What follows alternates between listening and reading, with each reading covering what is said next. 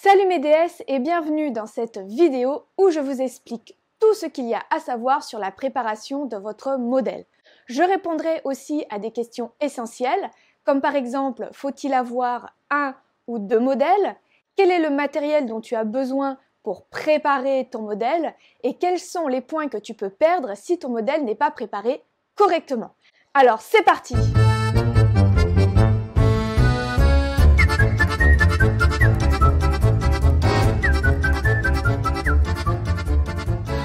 Déjà, première question, est-ce qu'il faut un modèle ou deux modèles? Je ne sais pas si vous en êtes rendu compte, mais déjà trouver un modèle, c'est un peu la galère. Parce qu'il faut que la modèle soit OK pour se faire épiler les sourcils, ça passe. Les bras, ça passe pas toujours, mais quand on commence à parler du maillot, là, il y en a certaines qui sont pas trop d'accord. Donc c'est déjà hyper compliqué de trouver un modèle, alors trouver deux modèles, ça l'est encore plus. Certaines personnes vous diront d'en trouver deux, tout simplement au cas où si l'une vous lâche. Ça, c'est un très bon conseil. En revanche, pour le jour de l'examen en lui-même, une seule modèle suffit. En effet, selon la préparation que je vais vous présenter juste après, normalement, vous êtes convoqué d'abord à l'EP2, puis à l'EP1. Et on va voir tout de suite pourquoi. Juste une précision avant de commencer la préparation du modèle, sachez que votre modèle doit être majeur et vous devez apporter la carte d'identité de votre modèle pour prouver qu'elle est bien majeure. En effet, si vous venez avec un modèle mineur, vous ne pourrez pas passer l'épreuve et vous aurez 0. Je vais donc commencer avec l'épreuve EP2 puisque c'est la première sur laquelle vous êtes censé passer. Première chose, votre modèle ne doit pas être maquillé. Si votre modèle est maquillé, dans ce cas-là, vous allez perdre 2 points. Dans l'épreuve EP2, vous avez donc l'épilation. Il faut que votre modèle ait ses poils partout. D'abord, les sourcils. Si votre modèle n'a pas assez de poils ou si on voit qu'elle est épilée au niveau des sourcils, vous perdez jusqu'à 10 points. Pour les autres zones, à savoir les bras, le maillot et les jambes, si ces zones-là sont épilées, vous pouvez perdre jusqu'à 25 points. Et s'il n'y a qu'une seule zone qui est épilée, dans ce cas, vous pouvez perdre jusqu'à 12 points. Peu importe la zone que vous avez à épiler, toutes les zones potentiellement épilables doivent être avec des poils. Si par exemple, vous n'avez pas l'épilation des bras dans votre sujet, que vous avez l'épilation jambe entière, eh bien si la modèle n'a pas de poils sur le bras, vous pouvez perdre des points, même si c'est une zone que vous n'avez pas à épiler. Donc il faut vraiment que votre modèle ait les poils partout. Dans l'EP2, vous avez aussi donc la beauté des mains, la manucure. Donc si votre modèle a des prothèses ongulaires, vous pouvez perdre jusqu'à 20 points. En effet, il faut que les ongles soient naturels afin de faire tous les soins qui sont nécessaires et demandés au CAP esthétique. Dans la manucure et la beauté des pieds, vous devez effectuer un démaquillage, peu importe si on vous demande un vernis classique ou un vernis semi-permanent. Il est donc essentiel que votre modèle arrive avec les ongles des mains et des pieds maquillée. Alors conseil, ne la laissez pas se préparer elle-même car elle risquerait de toucher les côtés et pour vous ça serait vraiment la galère à enlever le vernis.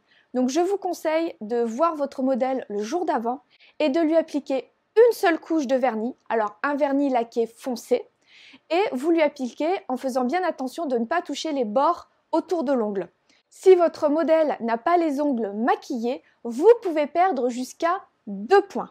Je vous conseille d'utiliser un vernis de plus ou moins mauvaise qualité qui s'enlève très facilement ou tout simplement un vernis bio car les vernis bio, bien entendu, tiennent moins bien que les vernis, disons, plus chimiques et donc sont faciles à retirer. Et bien entendu, ne préparez surtout pas les ongles de votre modèle avant d'aller au CAP car si les ongles semblent déjà un peu manucurés, vous pouvez perdre jusqu'à 10 points. Vous noterez donc dans cette liste qu'il n'y a pas la partie tatouage. Il y a beaucoup de personnes qui se demandent « Et si ma modèle est tatouée, est-ce que c'est grave ?» Alors je vous le dis tout de suite, si elle a un tatouage sur la fesse, c'est pas grave, ça ne se voit pas et ça ne gênera pas le jury. En revanche, ce qui se passe, c'est si par exemple votre modèle a un gros tatouage au niveau du bras, eh bien il va être difficile pour le jury d'évaluer l'épilation. Donc le tatouage n'est pas interdit, mais en revanche, si le tatouage gêne d'une manière ou d'une autre l'une de vos manœuvres esthétiques, eh bien dans ce cas, vous pourriez perdre quelques points tout simplement, car on ne pourrait pas voir le résultat net de votre manœuvre. Donc comme je le disais par exemple, l'épilation, si on ne peut pas voir le résultat net, vu que vous êtes noté dessus, eh bien vous ne pourrez pas forcément avoir les points si ça n'est pas vraiment visible. En récapitulant, votre modèle doit arriver non maquillé, non épilé, non manucuré et avec du vernis sur les mains et sur les pieds. Je passe maintenant donc à l'épreuve EP1 qui sera l'épreuve de l'après-midi. Tout comme l'épreuve EP2, votre modèle doit être majeur et vous devez le justifier avec sa carte d'identité. Si elle est mineure, vous ne pouvez pas passer l'épreuve et vous aurez 0. Lors de l'épreuve EP1, vous allez faire un démaquillage du visage. Il faut donc que votre modèle soit maquillé. Étant donné que c'est l'épreuve de l'après-midi, vous allez devoir la préparer entre midi et 2. Dans ce cas, vous avez normalement de toute façon votre matériel pour effectuer un maquillage, donc vous n'avez rien à ajouter à votre kit de base.